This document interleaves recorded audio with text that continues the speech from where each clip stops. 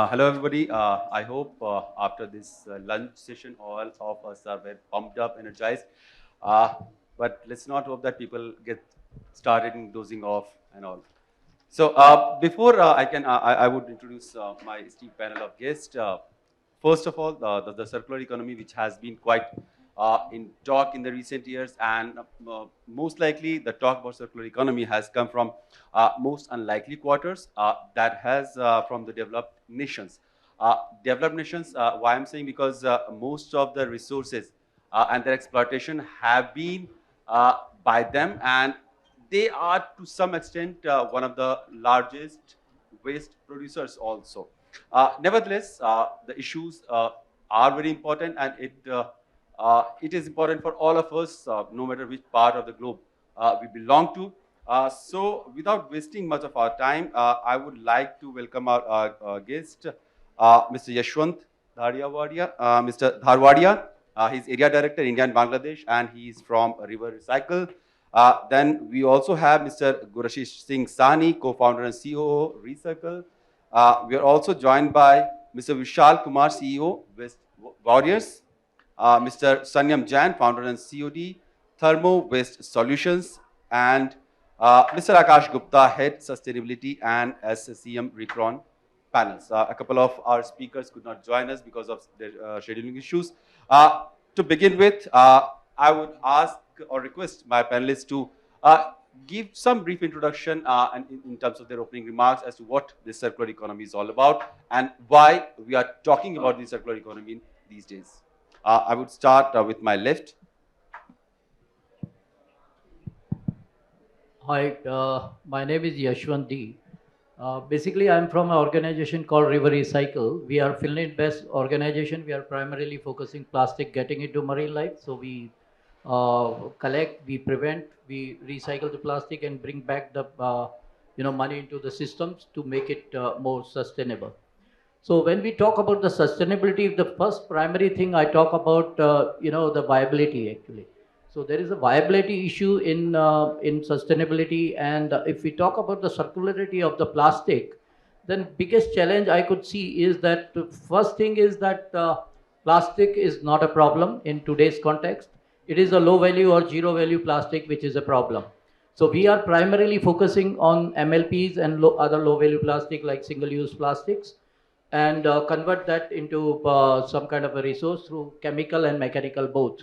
So that is how we try to create a circularity, and through chemical recycling, that is one of the context we want to set in, though it has got a lot of bad mouth about it, but we want to create a naphtha out of the plastic waste actually, and reuse this for the plastic packaging.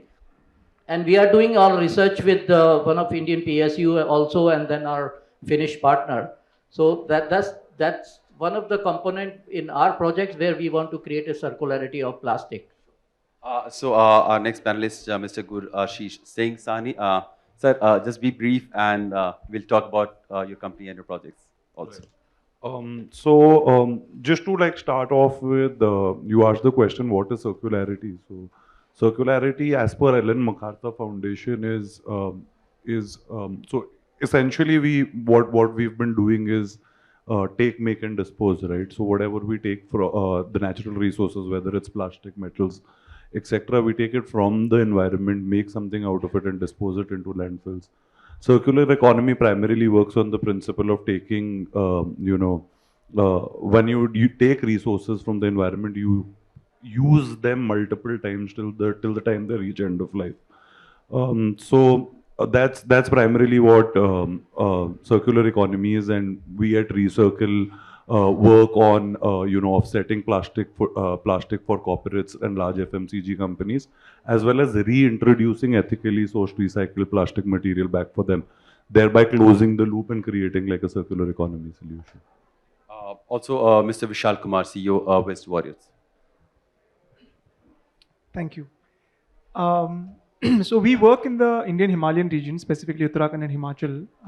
तो गांव-गांव तक दूर तक कूड़ा पहुंच जाता है. Forward logistics are very well sorted, but reverse logistics का कोई mechanism नहीं है to bring it back, because like one of the panelists said, उसका कोई value नहीं है. And the way we look at circular economy, in fact, the kind of fundamentals of circular economy, in addition to what the Ellen MacArthur definition is there are two loops. There's a technical loop and a biological loop. So the fundamental principle is that we don't mix the two loops. So what is in the technical loop can continue to remain infinite times in the technical loop, like aluminium, for example. An aluminium bowl can be recycled infinite times into aluminium bowl without losing its properties. And if we can't have closed loop recycling, anything else is downcycling, and that technically doesn't fully qualify as circular economy. It does qualify as recycling or recovery of materials, which we try to do and which is very much required. So a lot of circular economy work needs to actually happen far upstream in the value chain than downstream where we work, where we're trying our best to make sure that waste doesn't end up in the environment. We're trying to stop waste from being dumped and burnt in our mountains and rivers. Okay, now, can we have Mr. Sanyam Jain on COD Thermo Waste Solutions? So for me, circular economy, it is basically optimum utilization of any resources. Since my organization deals with plastic, so for me, circular economy means optimum utilization of any plastic. Many times it is said that recycling leads to downcycling, but me and my organization, we do not believe in that. And in a brief, very short example, I'll tell you, we recycle thermocol, EPS, one of the most used single-use packaging for refrigerators, for everything. So we recycle that mechanically. We turn them into granules, and now we are into research and development with one of the very big companies in electronic manufacturing. Now they'll be using those granules to manufacture the parts of their refrigerator. So earlier the thermocol was being used outside the refrigerator. Now after recycling, and I call it upcycling, it will be used inside the refrigerator. So this is what is recycling. This is what circular economy about, and a better way of using the resources. We have a little bit brief about this all circularity and how the circular economy works. But my point is that most of the time when companies do manufacturing, most of this recycling is coming from those manufacturing sector only. So when we have those manufacturing products that we know that they are going to be expired maybe a couple of years or 5 years or 6 years from now.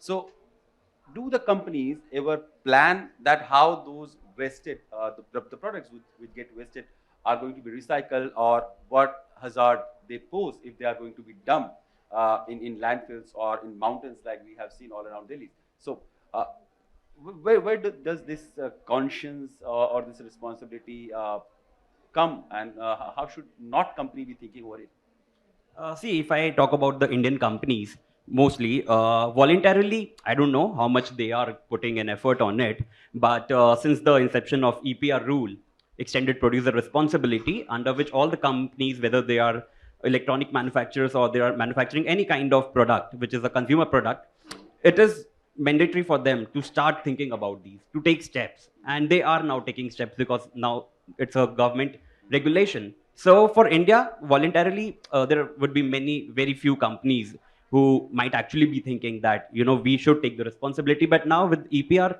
they have to take the responsibility, and that is why I believe it is because of the EPR rule that many of the plastic waste management companies like ours are getting this opportunity to sit at such conferences and tell that yes, we are working and this can be done. Okay. If I may invite Mr. Yashwant, we have seen, we talk a lot about plastic waste, and we do see plastic waste every day in our life. Those small poly bags which we use our grocery to carry on. But there are beyond these plastics, those essential microplastics that the session people in the earlier sessions were also talking that they are probably getting ingrained in our own bloodstream, and they have been found in many marine products also. So and for the entire river ecology is also getting a problem that has probably no solution. How can we ensure that these plastic do not end where it is ending right now, and what can we have as a sustainable way and probably affordable way also, which can recycle these plastic products, because there is a fact that there is a dependency on plastic and these carriage bags, and they are essential part of our lives, and we cannot do away with them just overnight. See, if we look at the plastic in the water bodies, the biggest challenge is river plastic is everybody's problem and nobody's responsibility. Exactly. That is the case. And river is one of the most efficient tool for getting rid of your waste. You throw it and it will become somebody else's problem. And another problem, the whatever plastic we collect from the water bodies, we don't have rivers. I have not seen any river in urban area in entire South Asia. Let me tell you honestly, all are drains actually. So whatever plastic we collect, number one, it is 15 to 22% in entire South Asia, and it is mostly low value plastic or zero value plastic and badly contaminated. So pre-processing is not happening in these cases actually. That's the biggest problem. Secondly, in our holistic solution, what we do is we engage with the community. So we have to stop the leakages actually, so that waste should not come into the water bodies. And another thing I would like to share, that recently in most of the northern states, we have a cloth bags. And I talk about my home state is Rajasthan. The bags which we are using are made out of the PPs mostly. Yes. So I always say that every solution is a solution till the time you understood the problem correctly actually. So that is another thing happening which unconsciously. PPE, which we until recently we thought that is a problem, is a solution for plastic, is also It is has a its own problems. larger problem actually. Okay. That dissolve faster than SDP, LDP. And then we have to think about the source of the plastic. See, first thing we all have to understand that let's understand what is plastic actually. And if we talk about South Asia, plastic and politics is everywhere. This is a fundamentally proven. And then plastic is not a problem. It is the low value and zero value plastic. So I always say is that to get rid of this plastic problem or waste management problem, we have to use the term called people management rather than the waste management. If we focus on people management, then we can have a threefold solution. Production side, because the producers are also part of the community, then consumption, and then disposal. So these three solutions we get through the people management.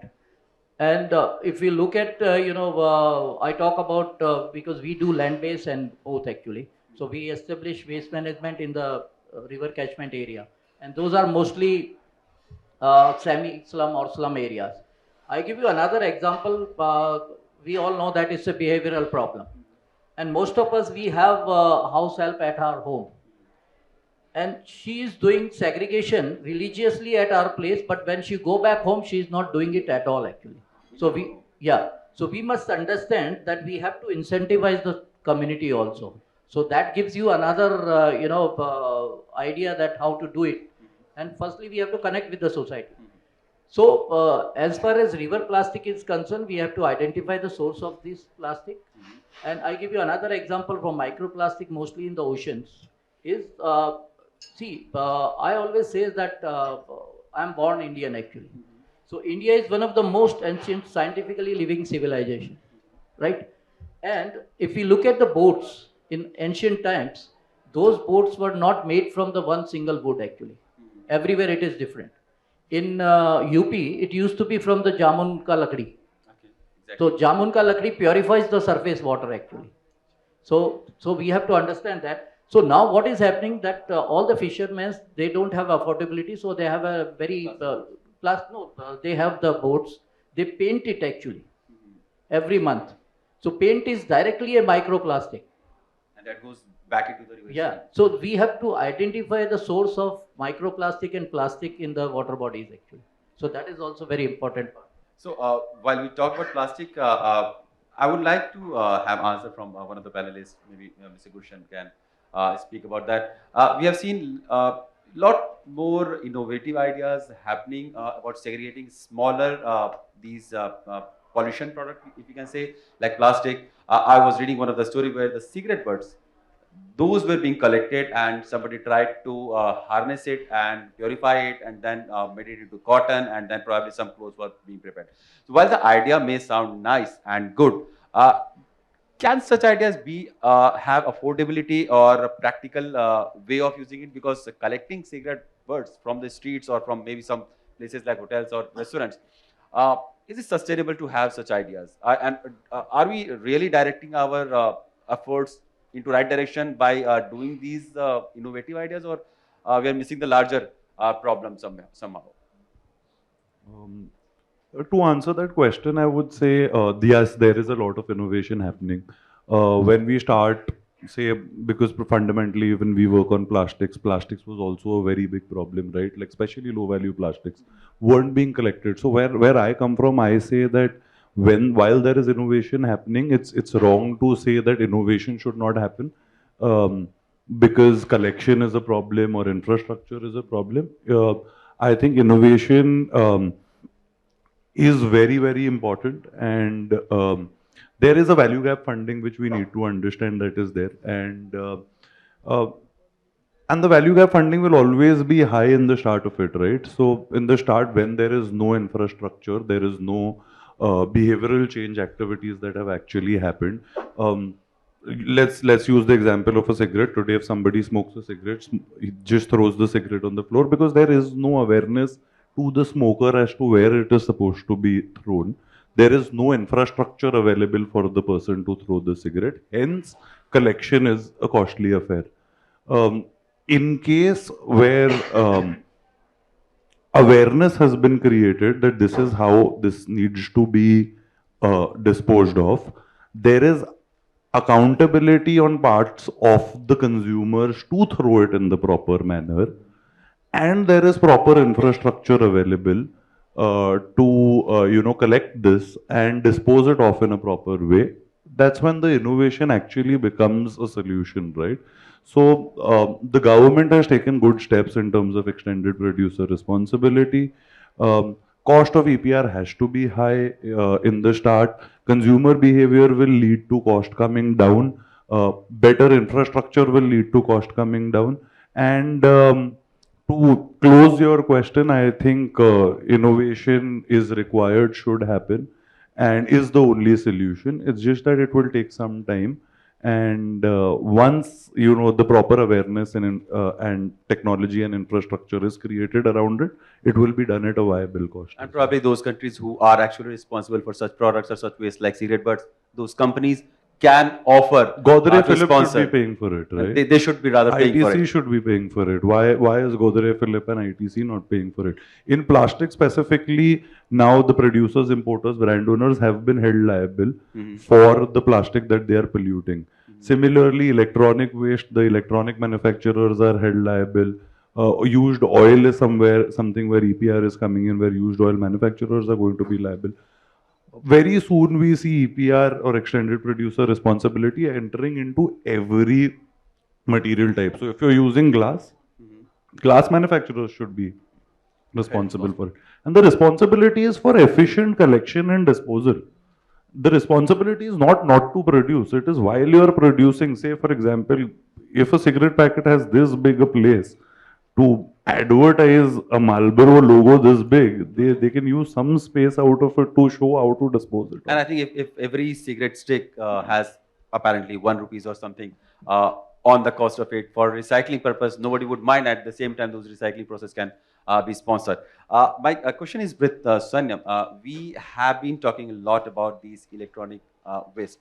All of us have mobile which do not last more than 2 years. So, and the new brand, new model, that is a charm that everybody is now chasing. How do we dispose these mobile? Like I have 3 mobiles which I don't know where to dispose because they have data which I'm not sure if I have totally erased from it. I can't throw it, I can't keep it, and it's lying there, and maybe 2 years from now I'll be buying another mobile because that will have more gadgets and more speed and everything. So how should we deal with these electronic wastages, not only with mobile but other electronic gadgets that we are using all around in our life? Right. See, simply, this is not a lack of infrastructure. It is just a lack of knowledge that is there with the people. And again, see, all such responsibilities, the first responsibility lies on the producer of it. If Apple can tell you how to use their smartwatch, or like how your life would be easier if you connect the entire Apple ecosystem, they can definitely tell you how your life or how our planet would be better if they guide us on how to dispose it off. Every city, most of the cities have very good number of e-waste recyclers. All of us, like you are from CNN, so definitely you know about all the IPOs. So Namo e-waste recycling, they recently had their IPO done. So there are big e-waste recyclers in the country, and it's not a problem for you to dispose it off. It will definitely fetch you some money also. So it is just the lack of knowledge that people have. See, we are having such a good conversation over here, but still, how many people are coming to such conferences? How many uh, regular citizens are coming to it? They are not. So definitely more of content needs to come, more of advertisement needs to come. So I believe for the disposal of electronic gadgets, it is not a lack of infrastructure in the country. It is just sheer lack of knowledge and I would say responsibility of citizens, that we are not enough responsible in ourselves, that we take an extra step to dispose of what we were using yesterday. I would like to have Mr. Gupta, Akash Gupta on this.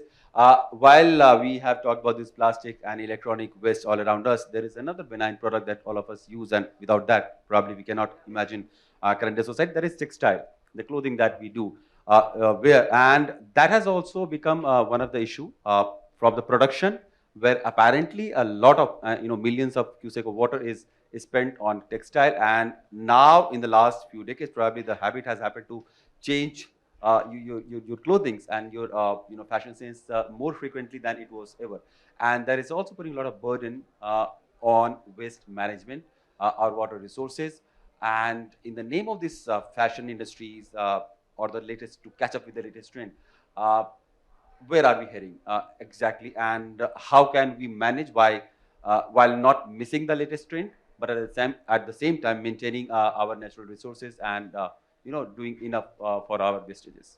I think a large part of solution is recognizing that there is a problem. Since we are able to recognize, there's a lot of innovation that is happening in the clothing industry, in the textile industry. A lot of smaller brands, a lot of sustainable fashion has come up recently, which has grown over the last 5 years.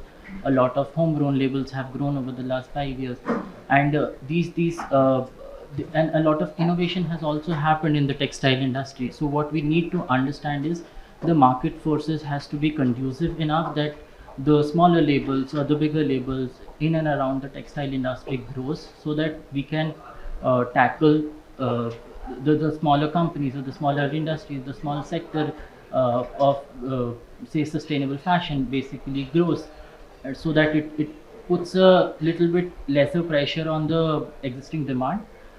Also, the second part of it would come from awareness and responsible consumption, because that is what ultimately drives the market. So while there is innovation in the fashion industry, there also needs to be responsible consumption from the consumer side.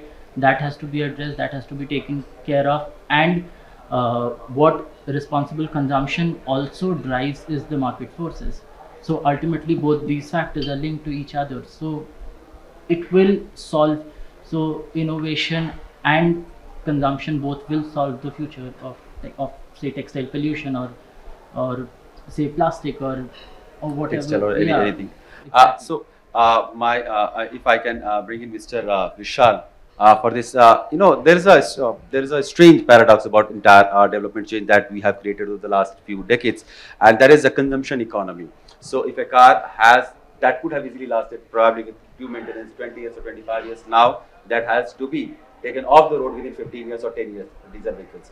And that is happening in Delhi, which is one of the hub of these manufacturing. While these steps may boost up the manufacturing ability and entire development and value chain and employment opportunities for those companies and the entire economy, this is also putting a lot of burden on our waste management, whatever we are trying to talk about right now. So, and this is not just one manufacturing sector that I talked in vehicle, the fashion is again, because if you don't buy enough clothes every 6 months, probably the industry will not sustain the kind of salary and the employment number of employment they are creating. So this is a kind of a cycle. Probably that also needs to be broken, because way back, in 1940s or in 50s, when people used to have those ethical values that use should be prioritized, not need should be prioritized, not the greed.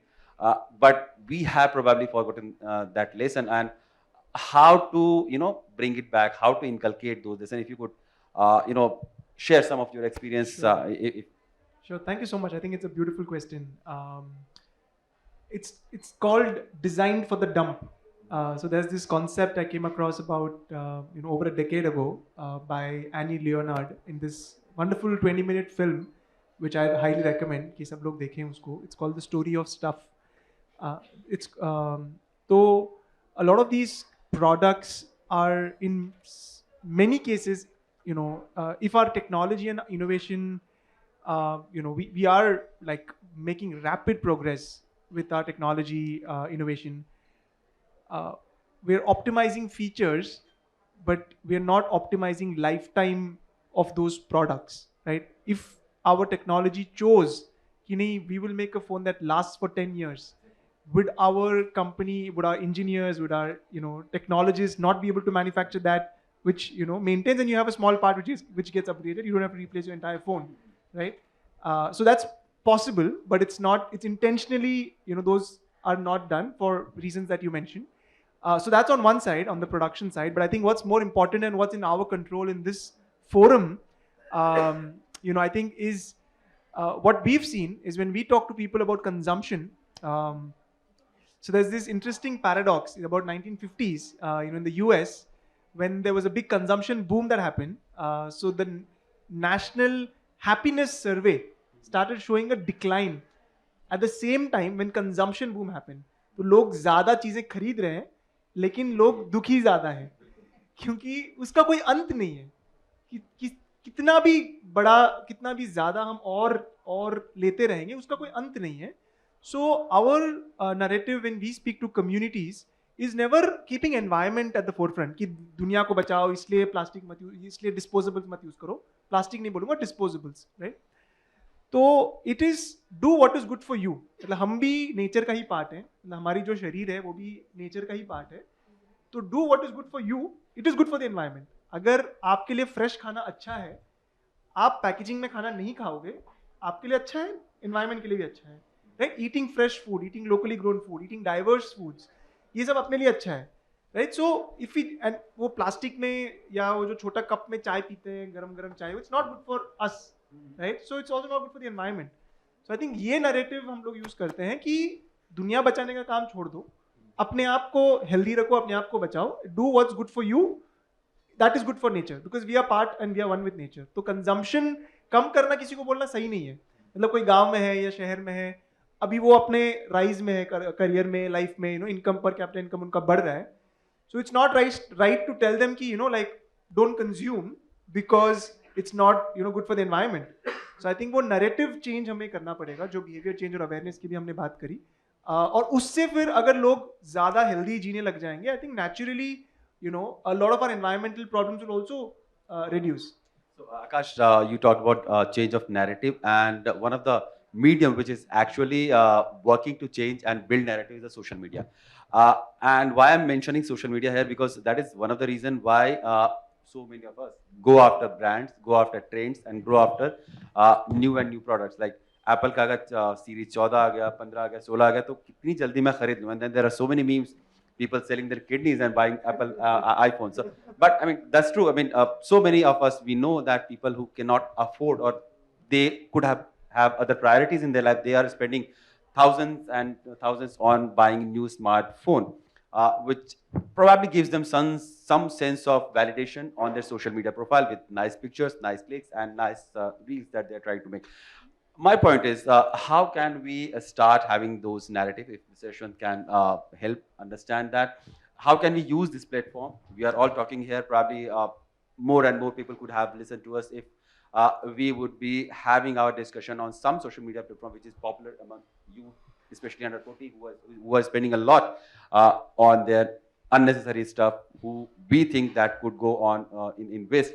So if I mean, since nobody among us is a social media expert, but we all have opinion how to deal with it. So everybody can have a small idea how these social media platform, various social media platform, can help bringing a narrative where youth of our country can be awakened or enlightened to deal with no waste and use their products in a more fashionable, but at the same time in an ethical way. So Mr. Yashwant, starting from you. See, you are asking a wrong question to wrong guy actually. No, See, I give you one context. Recently, there was one video from one YouTuber, and he was challenging Narendra Modi for one of the ocean cleanup solution, and everybody liked it, and people are so encouraged that a lot of CSR companies started calling me that we want to use your branding, but we want this kind of a solution. So I told one, lady literally that you are one of the patient who goes to the doctor and says that my neighbor, Mr. Sharma, has got the same disease. Can you repeat this prescription actually? So that's the problem with the social media. But it is a very good tool indeed. And nowadays I have seen even in my site, we don't allow anybody to carry their mobiles actually because our infrastructure is very critical. But I have seen that they make their own videos because my team is from South India actually strategically, and South is basically very fascinated about their Tollywood and all. So they make their own reels actually. So that's a good platform. But how to use it, I don't know actually because I have not seen the massive positive impact of the social media honestly on the in certain cases. you have not seen positive impact, so you're mostly disappointed with the social media. Yeah. So that's my take on this. But another thing, since we are working on the mindset and behavior of the problem, then we should nullify all the narratives first. Actually, see, first narrative is that let's save the planet. Actually, who are we to save the planet? Who are we to rejuvenate the river? Let the river flow. It will rejuvenate our life also. So we have to change the terminologies actually here just to clarify for the people who are underprivileged and they get fascinated with these kind of narratives. And as I said that consumption, if we talk about, then it's a people management actually. So rather than having a concept of rejuvenating, just don't put your waste in the river. It will rejuvenate itself. That's the point actually. So that is where, see, in India, we have a habit. I tell you, I give you one case. You go and talk to your friend or your relative who is struggling for a job. You tell him that this company has got a job. You go and give your interview. He will go. You have to call him 3 times because he'll think that he's obliging you. And that's what we are seeing when we say that let's clean the river. That means we are obliging this river actually. So we have to work on the psychology of the people. Reverse. Yeah. So it has to be reversed literally actually. Thank you. Akash, how to build the social narrative on social media app to have this recycling thing in people's mind? I think the first thought of if you want to build a narrative, you will never be able to build a narrative is how I want to start with it. The thing about social media is in whatever sector, be it fashion, be it film, be it commerce, be it advertisement, it is just flow of ideas. So the best way or the best how do we start or how do we start talking about our ideas. Each of us, if we start talking about our ideas, we might bring some micro level changes that we may or may not understand the potential of, but it certainly, if it does impact even one person, it creates it gives rise to an ecosystem which can lead to a positive change. Also, there are influencers, or how I would loosely call it, or there are people now in the social media sector who are doing a lot of things, who are talking about zero waste. We just need to encourage them. We need the same kind of encouragement that say we would give to a media influencer or a content creator who is into fashion. So we sort of need to have those. They need to have the same sort of reach, parallel to how other influencers or how a movie or a film actor has. So that would slightly develop and then build a better picture and probably build a different narrative and not change them. And I'm sure so many of celebrities and influencers, they are also available for these social cause, because that also give a boost to their public image. So probably without having to spend a lot of money, they can be roped in by several of corporate. Totally. I think a lot of them do it for charity, and a lot of them do it out of goodwill as well. So they are definitely available, and this is also a very hot topic. So anybody would love to jump on this bus and would like to make a barcode.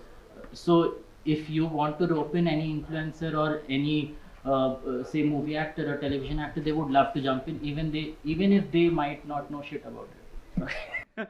Sure, but I'm sure like their influence is so big, so even if they say anything, that'll be. Mr. Gurashish, if you can have something to share from your personal experiences, how to create a positive narrative, not to waste things or not to use things unnecessarily. See, I feel I mean, social media, I'll tell you. So, our ReCircle, our page, was on 7,000 followers for 7 years, right? On We- which social media platform? On, say, Instagram. And Okay. this is true story. We were Okay. on 7,000 followers for 7 years. 7 to 13,000 followers. And we just didn't know. I mean, we were organically growing. We did not want to spend any money and things like that. And we were very happy with what it was growing. What we saw is when citizens actually started making reels, when they started making videos, and during the 7 to 13,000 phase, I second my friend sitting here. We've had the likes of Abhi and New, who are big social media influencers, work with us. Bhumi Pednekar has done a personal interview with me in terms of how do we go about it. So it's easy to get these people in. And there is a little bit of a reach that you get, but what we've actually seen is when citizens really got in, and we started a new vertical in textiles. We got citizens to go on the street and ask people questions as to what do you do with your textiles, would you donate your textiles, and things like that. When this really started, overnight we went from 13,000 followers to 54,000 followers that we are at today. So, in terms of how a positive reach should be reached, I would say involve people, involve citizens, involve there should be real faces, and that's when it actually starts working. So my last two comments will be from Vishal and Sanyam. They look relatively younger on the panel. So what would be your take on creating a positive narrative on social media? See, yeah, definitely. We have been talking about like we need to optimize the way we use any resource. Okay, so social media is a big resource, and definitely we should use it to our own purpose. So, like he shared his own personal experience. So I had a similar experience. So recently, Scroll India, they did a feature video on us. Okay, and I have my cousin sister. She puts up in London.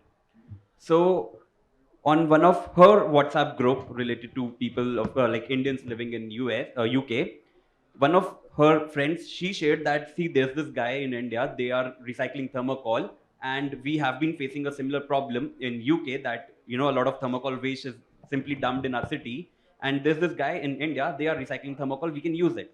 And then my cousin is also on the same group, and she's like, oh, he's my brother, and definitely we can, ask him how to help us out. So if an idea which is there in Ghaziabad can reach to UK through social media, just one post, so definitely the power is big, and we should capitalize on that. And narratives, they can be built, and as he said, that politics and plastic is everywhere in South Asia. So today's every political party, they are using social media to create a narrative. So the idea that a narrative cannot be built, it can be built.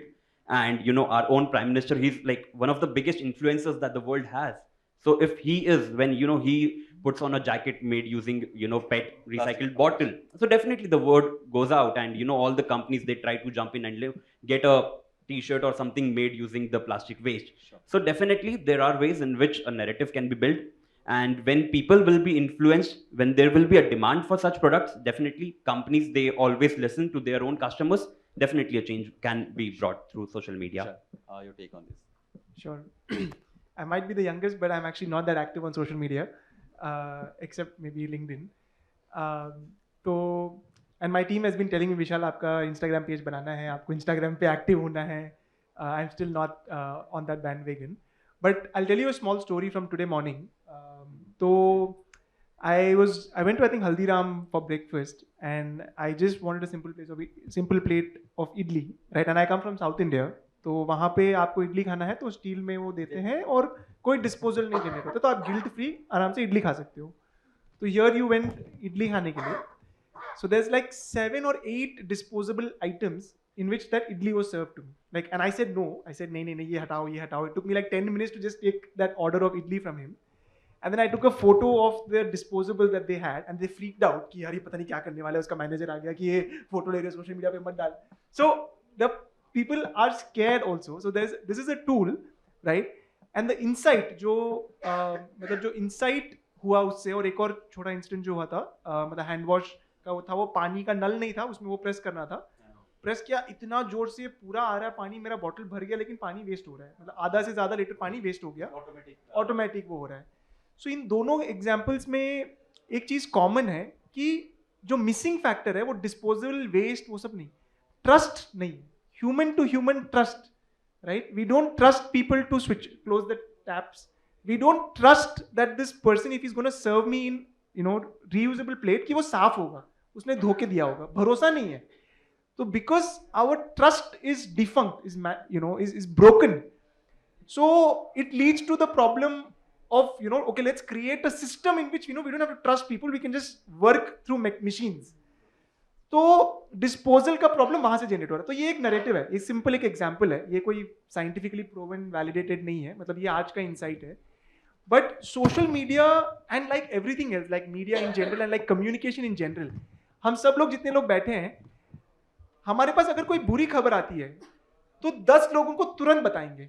Gossip करने का सबका mindset है natural. कोई अच्छी चीज देखी हमने, हम मुश्किल से एक को बताएंगे, right? So I think the mindset to use social media can be to stop the bad and spread the good. Of course. And just before we wind up, recently I was going to Hills on a small vacation, and before, just 5 minutes after we started, my son started shouting that, okay, the hills have already come. And that was Ghazipur landfill. They're like hundreds of feet high. So I just hope that few years from now, our kids do not have to, imagine those Ghazipur landfills as a hill stations or something like that. And thank you all the panelists for joining us and sharing. Sure.